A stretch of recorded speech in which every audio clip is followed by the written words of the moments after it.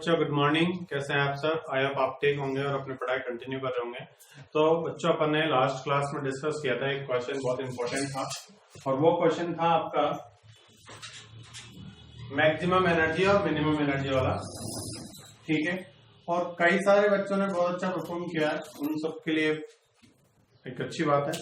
और कुछ बच्चे अभी भी डीएक्टिव हैं, बिल्कुल देख लेते हैं वीडियो, उसके बाद होमवर्क वगैरह नहीं कर पाते हैं, तो ये बहुत अच्छी बात नहीं है। ठीक है, चलिए अपन बात करते हैं क्या क्वेश्चन आपको दिया था, और जिन बच्चों को वो नहीं आया है तो उसके लिए मैं यहाँ पे क्वेश्चन सॉल्व करा रहा हूँ।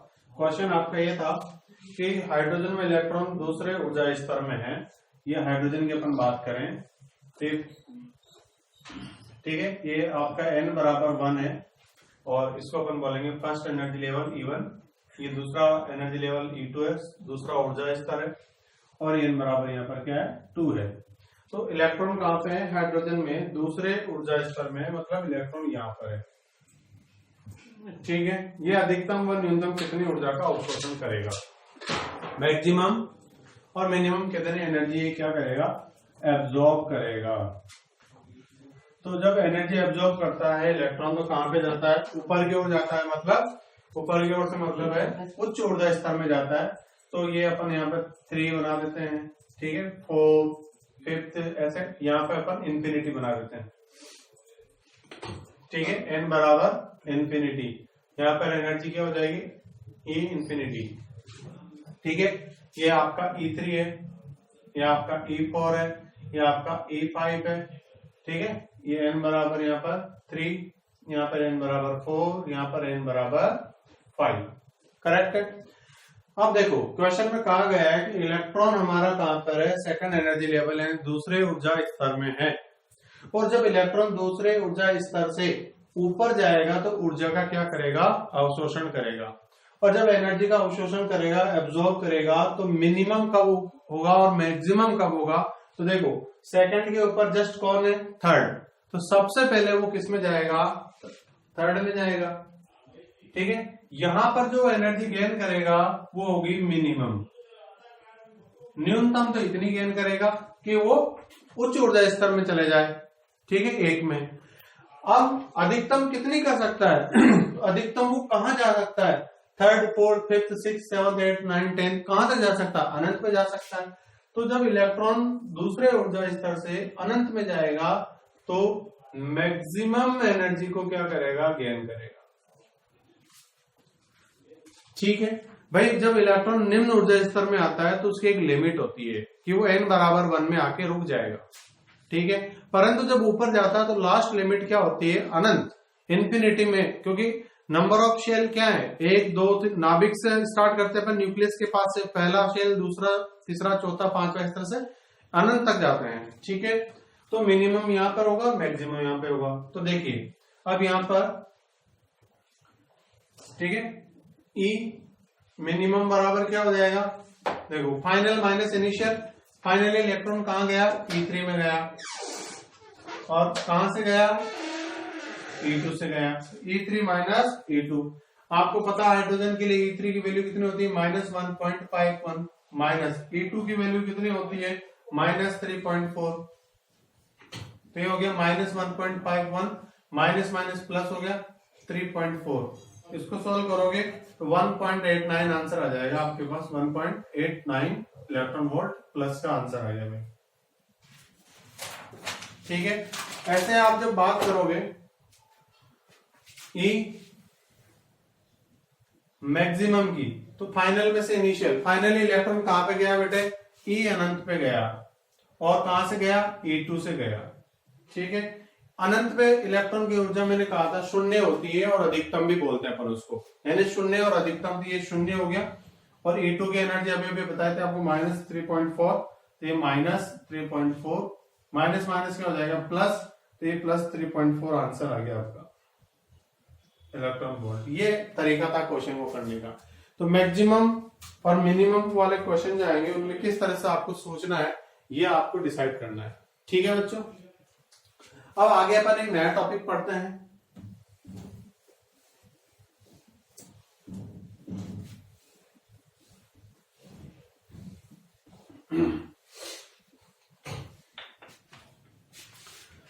उस टॉपिक का नाम है क्वांटाइजेशन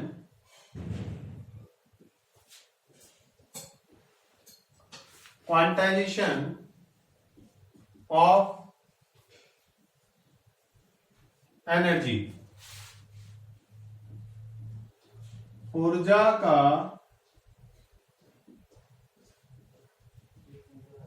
क्वांटीकरण। ठीक है, ऊर्जा का क्वांटीकरण, हेडिंग लगा लीजिए सभी बच्चे।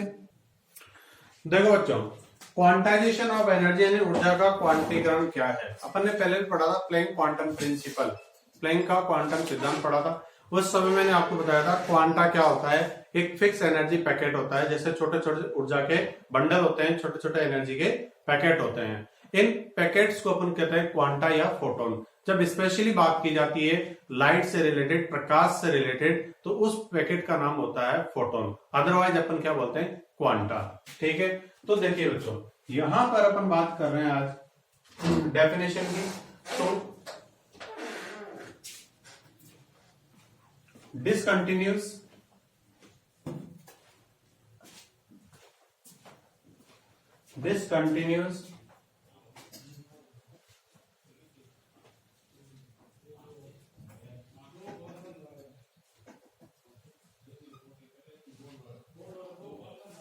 discontinuous change of energy is called quantization।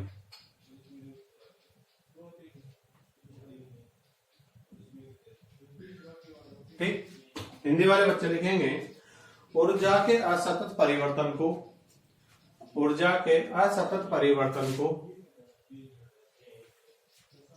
ऊर्जा का क्वांटीकरण कहते हैं। The meaning of quantization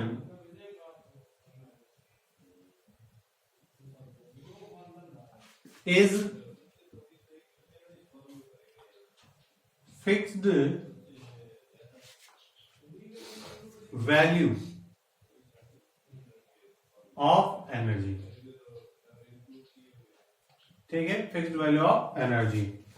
क्वांटीकरण का अर्थ एक निश्चित मान की ऊर्जा से है, एक निश्चित मान की ऊर्जा से है।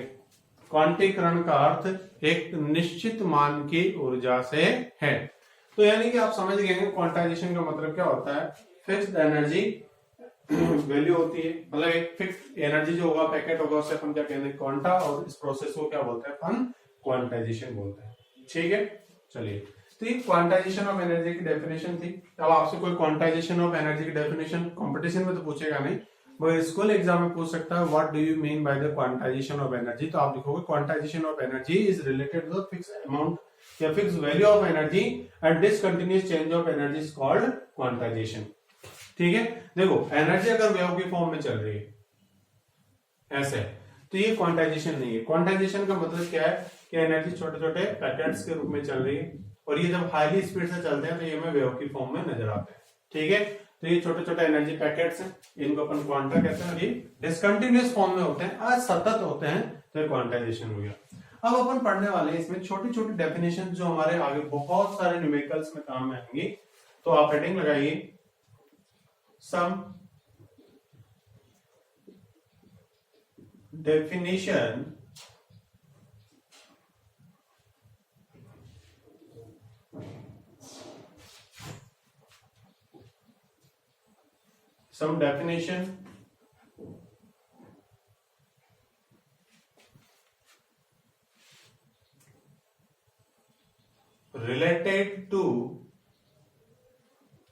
related to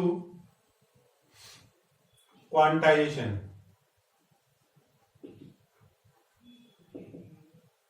of energy।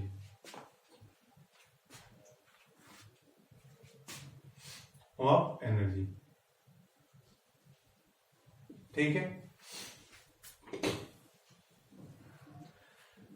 Hindi में लिखेंगे ऊर्जा के क्वांटीकरण से संबंधित कुछ परिभाषाएं। ऊर्जा के क्वांटीकरण से संबंधित कुछ परिभाषाएं। ठीक है, तो पहले डेफिनेशन है आपकी ग्राउंड स्टेट। अब बार बार न्यूमेरिकल में ग्राउंड स्टेट का जिक्र होगा आगे फ्यूचर में, तो आपको समझ में आना चाहिए ग्राउंड स्टेट क्या है, वो अपन यहाँ समझेंगे। हिंदी में इसको बोलते हैं अपन मूल या फिर आद्य या फिर निम्नतम अवस्था। ठीक,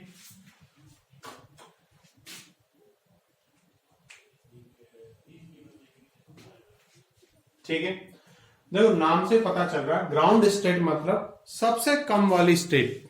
ठीक है, तो जब कोई भी इलेक्ट्रॉन बहुत सारे एनर्जी लेवल में से सबसे कम एनर्जी वाले में होता है तो उसे अपन क्या कहते हैं, ग्राउंड स्टेट। ठीक है, तो अपन बात करेंगे, यहां पर डेफिनेशन लिखेंगे।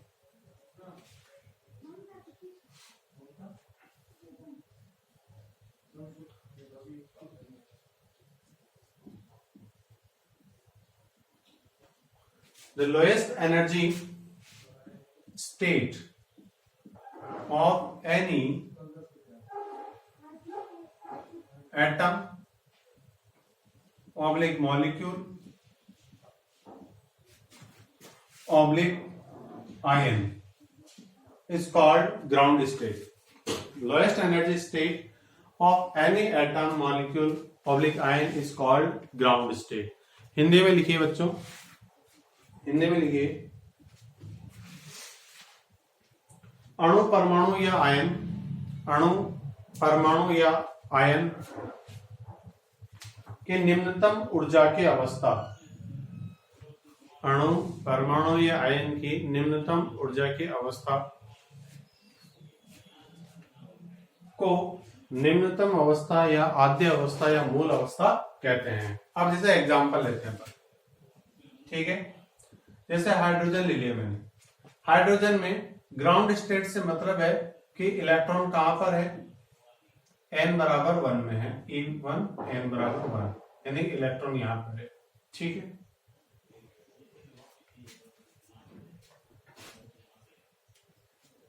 ठीक, जैसे मान लीजिए हीलियम है तो उसके लिए भी क्या होगा, ग्राउंड स्टेट में मतलब फर्स्ट ऑर्बिट में। तो मोस्टली आपसे क्वेश्चन में कहा जाए कि इलेक्ट्रॉन ग्राउंड स्टेट में, इसका मतलब n बराबर 1 में है, आप ये समझोगे। ठीक है,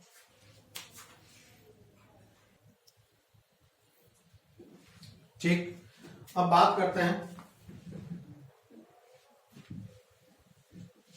दूसरा है एक्साइटेड स्टेट, उत्तेजित अवस्था।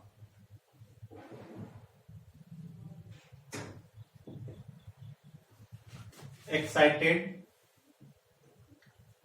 स्टेट, उत्तेजित अवस्था।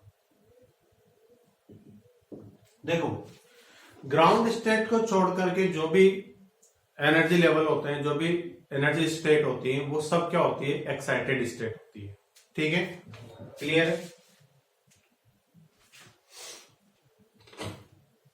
लिखिए अपार्ट फ्रॉम, ग्राउंड स्टेट को मैं शॉर्ट में जीएस लिख रहा हूं। Apart from ground state all state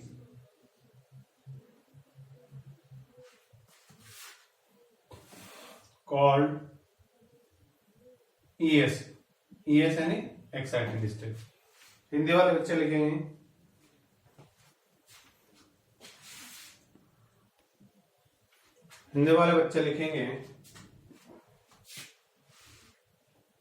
निम्नतम अवस्था के अतिरिक्त अन्य सभी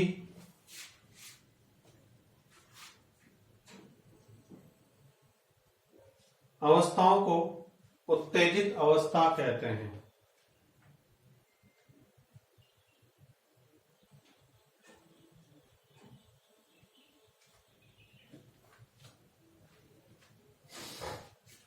ठीक, अब जैसे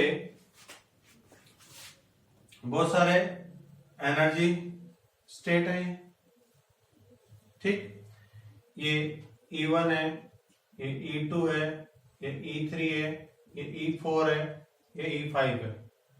ठीक है, चलो इलेक्ट्रॉन कहां पे है? ग्राउंड स्टेट में, तो इसे आप क्या बोलोगे? जीएस एन E1, एन बराबर 1 क्या होता है आपका? Ground state. इलेक्ट्रॉन जब यहां से दूसरे ऑर्बिट में जाएगा, मतलब दूसरे एनर्जी स्टेट में जाएगा, तो इसे आप क्या कहोगे? ये आपकी फर्स्ट क्या है? एक्साइटेड स्टेट है बेटे। अगर इलेक्ट्रॉन E3 में जाता है तो ये क्या आपका सेकंड एक्साइटेड स्टेट है। समझ में आता है? अगर इलेक्ट्रॉन E4 में जाता है तो ये आपके पास क्या है? थर्ड एक्साइटेड स्टेट है। अगर इलेक्ट्रॉन E5 में जाता है तो ये आपके पास फोर्थ एक्साइटेड स्टेट यानी चतुर्थ उत्तेजित अवस्था है। अब क्वेश्चन में देगा आपको कि इलेक्ट्रॉन आपका द्वितीय उत्तेजित अवस्था में है, सेकंड एक्साइटेड स्टेट में है, उसकी एनर्जी कैलकुलेट करो। तो सेकंड एक्साइटेड स्टेट से आपको समझना होगा कि इलेक्ट्रॉन कहां पर है? E3 के अंदर है। ठीक है, क्लियर है?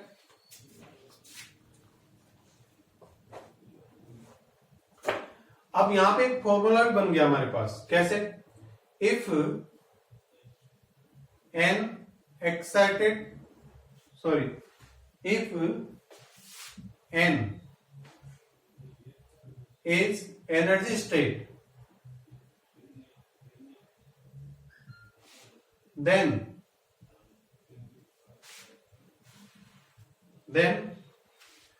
n-1 will be excited state। यदि n कुल ऊर्जा स्तर है, ठीक है, तो वो या कुल ऊर्जा स्तर है या फिर n ऊर्जा स्तर है, तो उसमें उत्तेजित अवस्था क्या होगी? n-1। कैसे? देखो, अगर 4 है तो थर्ड एक्साइटेड स्टेट। अगर आपका एनर्जी स्टेट क्या है? फिफ्थ है, तो एक्साइटेड स्टेट क्या है? एक कम है, यानी 5 में 4, 4 में 3, 3 में सेकंड और सेकंड में फर्स्ट, और 1 तो आपका ग्राउंड स्टेट होता ही है। क्लियर है? तो दोनों चीजें समझो, आप उल्टा भी समझो। अगर आपको एक्साइटेड स्टेट से एनर्जी स्टेट यानी कि ऑर्बिट का पता करना हो, एनर्जी लेवल का पता करना हो, ऊर्जा स्तर का पता करना हो, तो आप क्या करोगे? अगर आपको दे रखा कि इलेक्ट्रॉन फोर्थ एनर्जी स्टेट में है तो आप क्या करोगे? 1 प्लस कर दोगे, यानी E5 में है।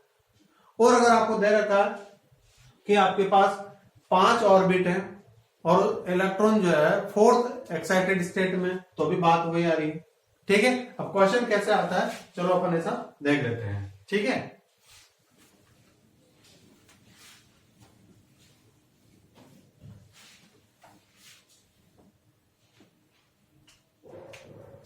जैसा क्वेश्चन आया, कैलकुलेट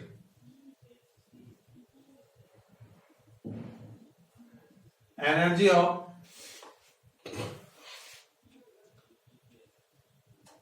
लिथियम +2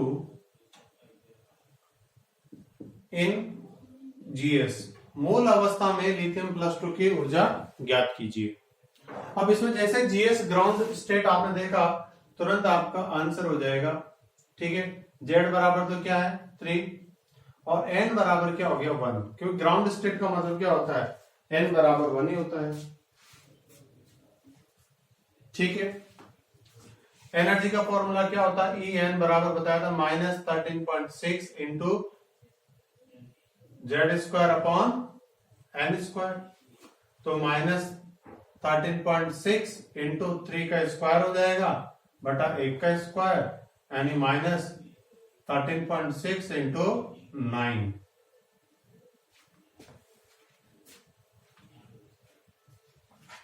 तो लगभग आ जाएगा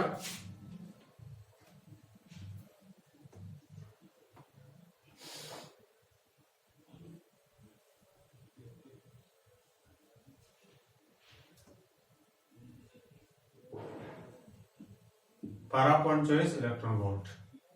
ठीक है, ऐसा क्वेश्चन आएगा।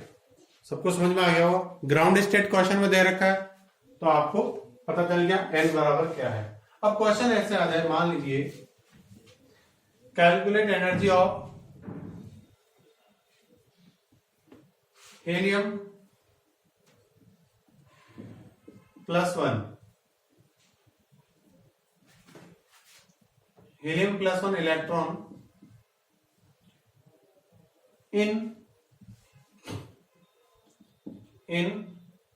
Second excited state. अब लॉजिक लगाना है, इलेक्ट्रॉन कहां पर है? द्वितीय उत्तेजित अवस्था में। हीलियम के द्वितीय उत्तेजित अवस्था में उपस्थित इलेक्ट्रॉन की ऊर्जा ज्ञात कीजिए। अब यहां पर लॉजिक क्या है वो देखना है। देखो अभी बताया था मैंने आपको, यहां पर सबसे पहले हीलियम दे रखा, तो Z बराबर तो क्या होगा बेटे 2। ठीक, अब बात करते हैं कि इलेक्ट्रॉन कहां पर है? सेकंड एक्साइटेड स्टेट में।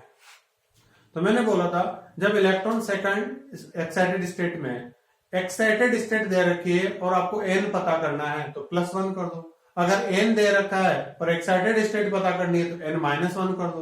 तो अगर इलेक्ट्रॉन सेकंड एक्साइटेड स्टेट में, देखो ऐसे बनाया था अभी, ये ग्राउंड स्टेट है, यहां से इलेक्ट्रॉन जाएगा फर्स्ट एक्साइटेड स्टेट, इसको बोलेंगे ये फर्स्ट ES है। यहां पे इलेक्ट्रॉन जाएगा, ये सेकंड ES है, तो इसको क्या बोलेंगे E3, ये E2, ये E1। यानी कि इलेक्ट्रॉन कहां पर है? आपका थर्ड ऑर्बिट में है, n बराबर क्या है 3। ठीक है, जब आपको ये पता चल गया कि n बराबर 3 है तो डेफिनेटली आप फॉर्मूला लगा दोगे। E बराबर क्या हो जाएगा? A हीलियम +1 बराबर, हीलियम के लिए बोला तो He+1 लगा दिया मैंने। ठीक, देखो Z² अपॉन n², 2 का स्क्वायर अपॉन 3 का square into -13.6 electron volt.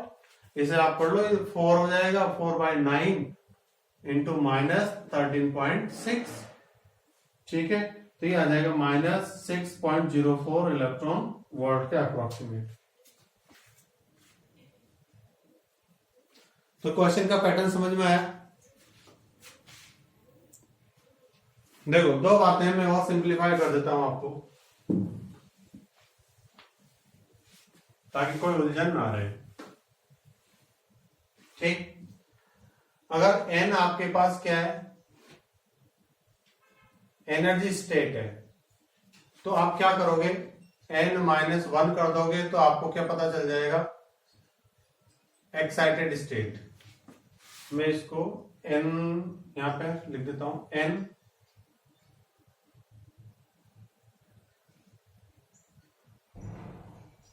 Energy state ऐसे लिख देता हूं ताकि कंफ्यूजन ना हो, इधर भी एस इधर भी एस में कंफ्यूजन हो जाएगा। तो एक्साइटेड स्टेट हो जाएगी ये। ठीक है, यानी आपको इधर चलना है तो क्या करना है? -1। ठीक, अगर आपको दे दे कि यहां पर एक्साइटेड स्टेट है n, ठीक है, ये क्या है? Excited state. और यहां से आपको पता करना हो n, यानी कौन से एनर्जी लेवल में है वो? Energy state. इसके लिए क्या करोगे? n एक्साइटेड स्टेट, जैसे फोर्थ एक्साइटेड स्टेट है एग्जांपल, तो फोर्थ में क्या कर दोगे? +1 कर दोगे, तो E5 यानी फिफ्थ एनर्जी स्टेट में है, ये सब +1 कर। ठीक है, दोनों ही बातें, ऊर्जा स्तर से उत्तेजित अवस्था में और उत्तेजित अवस्था से ऊर्जा स्तर का पता लगाना, इस तरीके से। समझ में आ गई बात? चलिए अब इसके आगे की बात अपन नेक्स्ट क्लास में करेंगे। ठीक है, तब तक इनको समझें और ये क्वेश्चन करें। Thank you so much.